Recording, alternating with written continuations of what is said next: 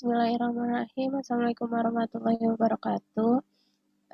Kami dari kelompok 8 Paralel 1 beranggotakan saya sendiri, Alfia Fia, kemudian Cynthia Fauzia, kemudian Gemidia, kemudian Zikri, dan juga Yulia Astri.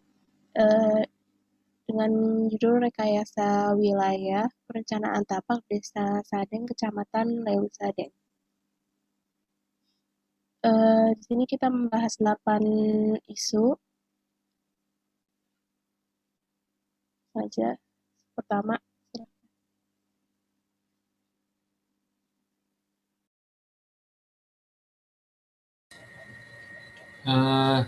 untuk yang pertama, pembagian ruang secara keseluruhan.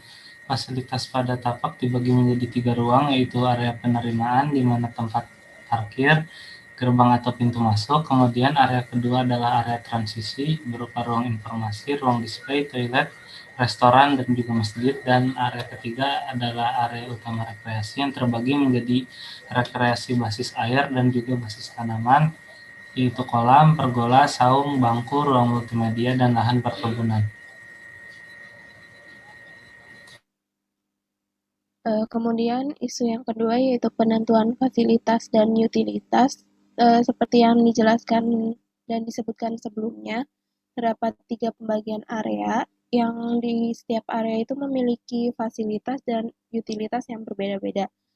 Pertama, pada area penerimaan ini terdapat fasilitas berupa tempat parkir dan gerbang utama yang merupakan tempat awal bagi pengunjung yang akan dilalui sebagai tanda memasuki area kawasan dan juga untuk memarkirkan kendaraannya. Kemudian pada area transisi terdapat beragam fasilitas penunjang seperti ruang informasi, masjid, restoran, dan lain-lainnya yang digunakan pengunjung untuk mendapatkan informasi, kemudian untuk makan dan minum, serta beribadah, dan juga kegiatan lainnya. Lalu pada area utama rekreasi ini terdapat fasilitas yang digunakan untuk menunjang kegiatan rekreasi, seperti adanya lahan perkebunan untuk area berkebun, terus ada juga pergola dan saung yang diletakkan pada area utama rekreasi untuk dijadikan sebagai tempat beristirahat, kemudian kolam dan juga fasilitas rekreasi lainnya.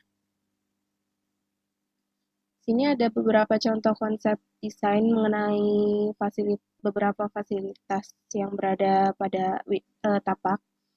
Yang pertama itu konsep desain restorannya. Desain restoran ini menggunakan desain semi outdoor yang mengambil tema alami dengan menambahkan beberapa elemen vegetasi. Kemudian konsep desain musolanya juga dibuat satu tema dengan tema restoran yang desainnya ini ditambahkan elemen vegetasi di sekitar musola dan juga menggunakan pavement kayu pada bagian dalam musolanya.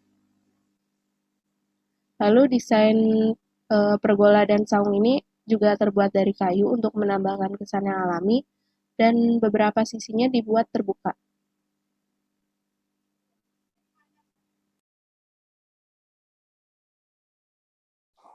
Selanjutnya ada sistem drainase dan utilitas tapak. Air yang digunakan untuk aktivitas pada tapak berasal dari air tanah dan air tanah dalam yang diambil melalui sumur-sumur resapan. Saluran drainase pada tapak sebagian besar merupakan saluran drainase terbuka, yaitu saluran drainase ini berbentuk parit-parit yang diarahkan menuju kolam di area utara dan menuju sungai di area selatan. Pada tapak, jenis parit ada yang berbeton dan ada alami, atau hanya tanah yang ditumbuhi rumput-rumput kecil di tepiannya. Pada tapak area selatan, saluran drainase tidak tampak seperti parit dan hanya berupa alur-alur yang dibentuk oleh gundukan tanah untuk mengarahkan aliran air yang melaluinya.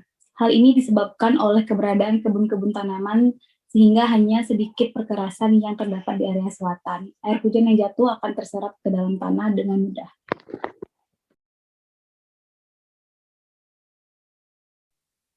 Lalu ada penerapan green design. Yang pertama dari konsep vegetasi. Keberadaan lahan yang ditanami oleh pohon jambu dan jabon akan dipertahankan sebagai kebun tanaman tahunan. Tanaman penyela jabon yakni kacang panjang merupakan tanaman semusim yang dapat berubah pada setiap periode tanam. Penggunaan tanaman sela memungkinkan untuk dilakukan, tapi kondisi ini hanya optimal pada saat kondisi pohon jabon masih dalam usia muda.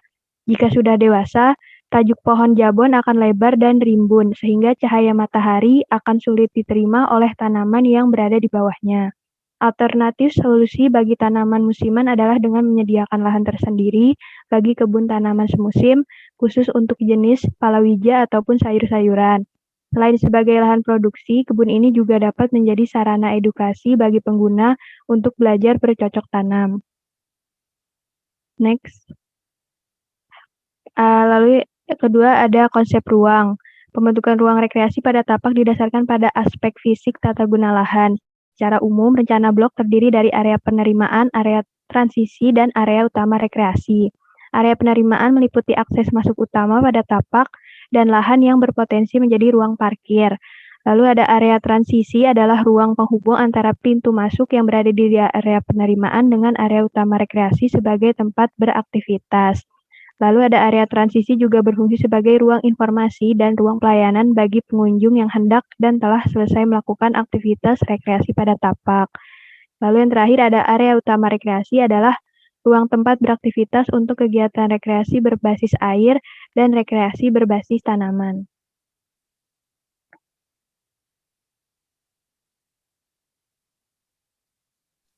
Sistem kekerasan jalur sirkulasi. Pada tapak, sirkulasi dibagi menjadi 3 jalur. Yang pertama ada jalur utama, yaitu Jalan Raya Lewiliang,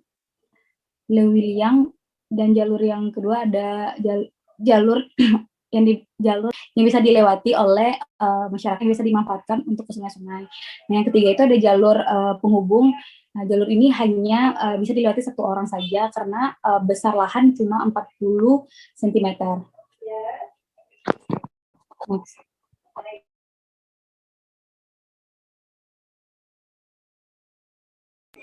Selanjutnya ada penerapan retaining wall pada tapak, di mana di sini menggunakan sistem penerapan retaining wall seperti pada gambar ini yang sebelah kiri. Itu retaining wall itu berbentuk segitiga yang pada bagian bawahnya itu lebih tebal dan semakin ke atas semakin menipis ketebalannya. Bentuk seperti itu dapat menahan tekanan air yang besar pada dasar kolam yang akan diterapkan pada gambar kolam yang seperti ada di sebelah kanan. Next. Kemudian aspek pengguna. Jadi dari beberapa aspek yang diinginkan pengguna tapak ini dapat diaplikasikan baik menjadi jenis rekreasi indoor maupun outdoor. Kegiatan pada rekreasi indoor dapat memiliki beberapa aspek yang diinginkan tersebut seperti membuat prakarya pertanian yang memiliki nilai edukasi. Kemudian jika membuat prakarya pertanian tersebut dilakukan secara berkelompok, maka dapat memiliki nilai sosial. Hasil dari prakarya tersebut pun dapat memiliki nilai ekonomis. Kemudian kegiatan outdoor yang menerapkan aspek yang diinginkan tersebut juga dapat dilakukan dengan berkebun, yang mana kegiatan berkebun itu memiliki aspek edukasi, sosial, dan juga ekonomis.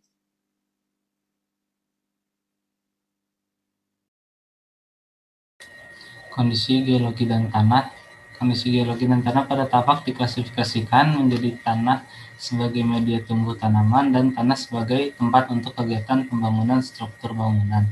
Tanah untuk agriculture classification harus tanah yang bertekstur dan berstruktur baik, mengandung unsur hara yang dibutuhkan tanaman, dan memiliki ketersediaan air yang cukup. Sementara untuk engineering classification sesuai dengan pertimbangan terkait pembangunan struktur bangunan ataupun bentuk-bentuk aktivitas lainnya.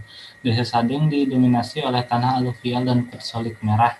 Di gambar berupa daerah berwarna coklat yang memiliki karakter tanah aluvial, sementara daerah berwarna hijau memiliki karakter tanah petsolik merah.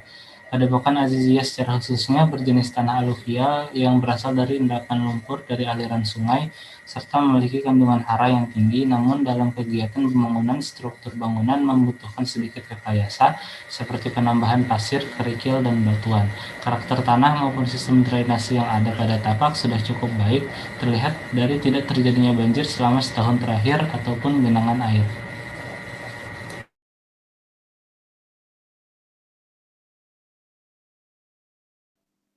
Mungkin sekian presentasi dari kelompok kami.